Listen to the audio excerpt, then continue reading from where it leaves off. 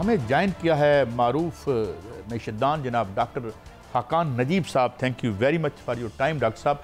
Doctor साहब, ये कुछ पहले तो खबरें थी कि भाई ये डन डील है $7 बिलियन की जो ये फैसिलिटी है, अब आ रहा है कि ये एजेंडे में नहीं है। फिर ये बातें ये अफवाहें हैं या क्या है कि रोल ओवर, चाइना कहता है कि ये कमर्शियल बैंक से रोल ओवर नहीं हो सकता, इधर हमारे दोस्त मिडिल ईस्ट में, तो क्या again we are in troubled waters या ये जस्ट र्यूमर मिल है? डॉक्टर साहब।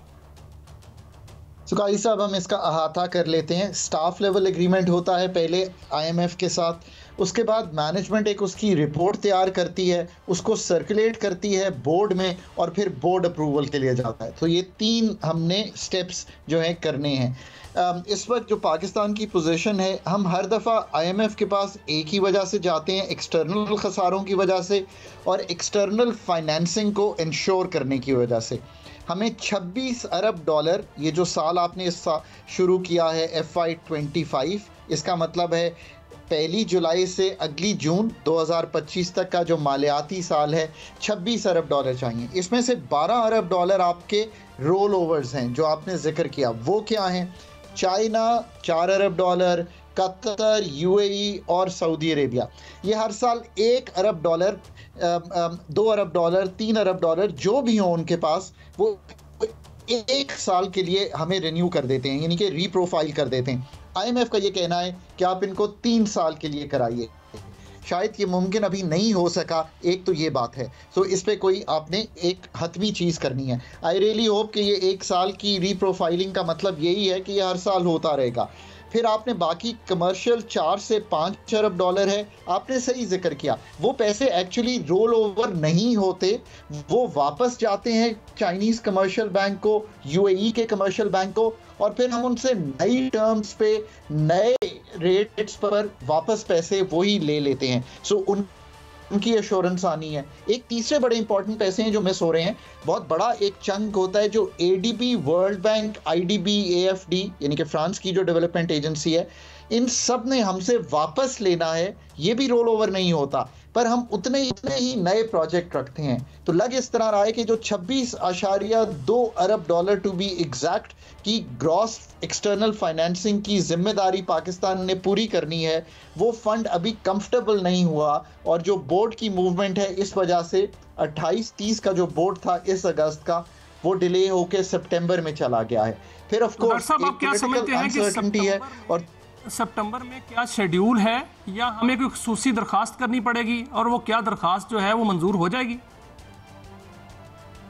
बोर्ड्स होते रहते हैं तवातर से, और बोर्ड मीटिंग्स भी शेड्यूल हो जाती हैं। अगर ये चीज़ कंफर्म कर दे मैनेजमेंट उनकी टू द बोर्ड कि हमें सब एश्योरेंसेस मिल गई हैं, और मुझे अभी ये मालूम नहीं है, मेरा ख्याल है अथॉरिटीज़ को भी नहीं, कि जो बिजली के टैरिफ की रिडक्शन है पंजाब में भी और इस वक्त जो हमने सेंटर में भी की है, सेंटर की मेरा ख्याल है शायद कमिटमेंट हो गई है IMF से।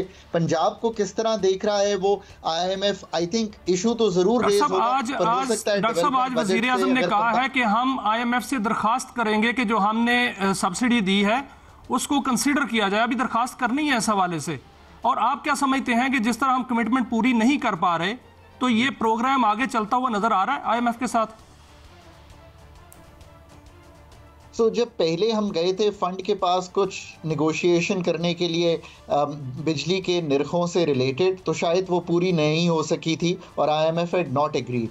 अब क्या प्लान है हमारे पास? मैं हमेशा कहता हूँ कि सिर्फ IPP रीफाइलिंग पे जाना, सिर्फ टैक्सेस को कम करना, सिर्फ पाकिस्तान के टैरिफ को अगेन ठीक करना, ये एक चीज़ काफ़ी नहीं होगी। पर अगर ये सारी चीज़ें, मैंने तो अभी प्लान आपके सामने रख दिया है, अगर आप ये लेकर जाएंगे ट्यूबवेल्स को सोलराइज करना, तो ज़रूर ऐसा हो सकता है कि फ़ंड आपसे एग्री कर जाए कि ये आप काम कर सकते हैं।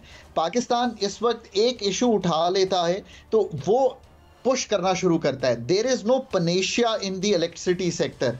गैस को भी उसी तरह ठीक करना है। मसलन गैस ज़ाया करते हैं हम घरों में, और वो अमीर सार्फिन पे करते हैं। मैं ये बात तवातर से कह रहा हूँ कि गैस को विंटर्स में वापस ले लीजिए इन सारे सार्फिन से, जो 26% हैं ऑफ द टोटल सार्फिन। और डॉक्टर साहब 37 महीने का ये पैकेज है, डॉक्टर साहब 37 महीने का ये प्रोग्राम है, हम एक ही प्रोग्राम में अपनी कमिटमेंट पूरी नहीं कर पा रहे और आइंदा आने वाले 37 महीने एक पहाड़ हैं और महंगाई का तूफान है, तो क्या होगा आगे? आप देख रहे हैं कि IMF के साथ हमारा प्रोग्राम अगर मुकम्मल नहीं होता तो आगे क्या होने वाला है फाइनेंस के हवाले से और मालियाती मुश्किलात के हवाले से?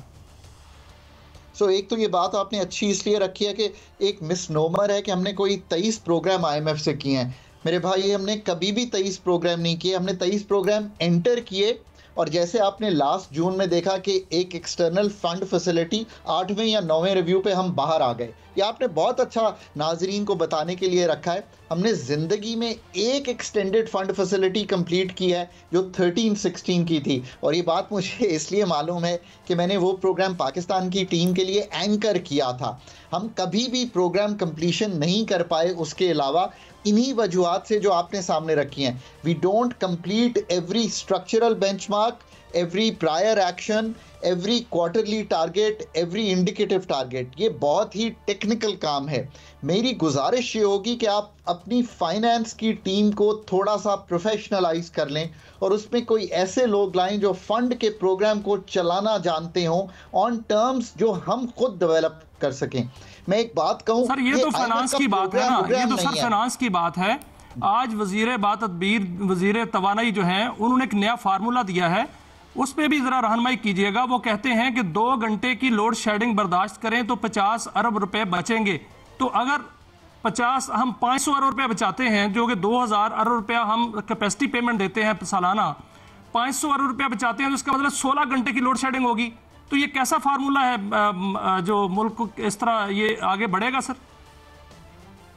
ऐसा नहीं होगा।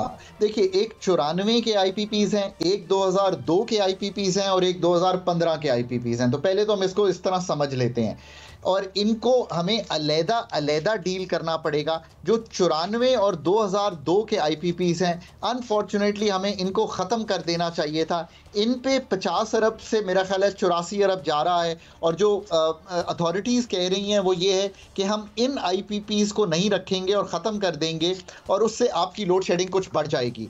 मेरा ख्याल है ये एक अच्छा फार्मूला है, इस पर अमल कर लेना चाहिए।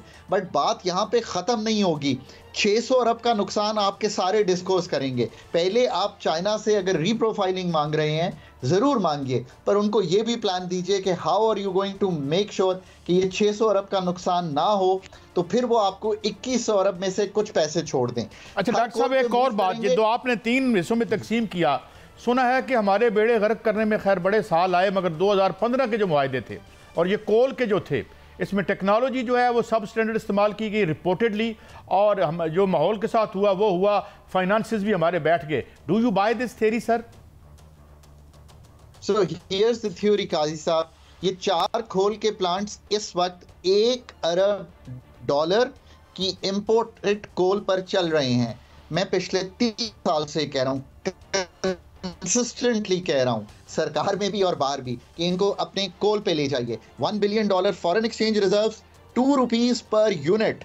रिपीट करता हूं, ₹2 पर यूनिट। आपकी जो 34 रुपए की बिजली है वो 32 रुपए सिर्फ इस एक्शन से हो जाएगी।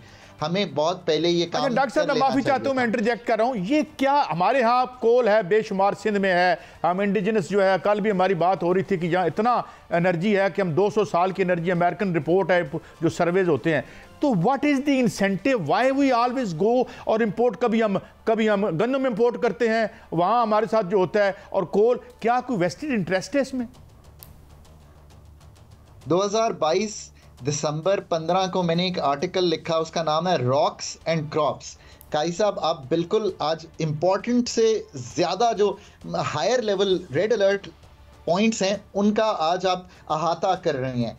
Pakistan is rich in mines, minerals, पर हम आज तक अपनी इस चीज़ को, रेकोडिक को, आप सोचिए कि ये 70 की दिहाई में एक जियोलॉजिकल सर्वे से पता चला था कि कॉपर एंड गोल्ड के रिजर्व्स पड़े हुए हैं। आज 2029 में जाकर आप ये कहेंगे कि $1 बिलियन आना शुरू होगा पाकिस्तान को। हमें इन माइंस एंड मिनरल्स से पाकिस्तान की आने वाली जनरेशन्स को फ़ायदा पहुंचाना है। और ये कोई बड़े फिगर्स में ना जाइए आप। अभी रैको डेक का ये तो एक बहुत छोटा सा एरिया है, हज़ारों स्क्वायर किलोमीटर्स का एरिया मौजूद है आपके पास, जिस पर आप जाकर ये काम कर सकते हैं।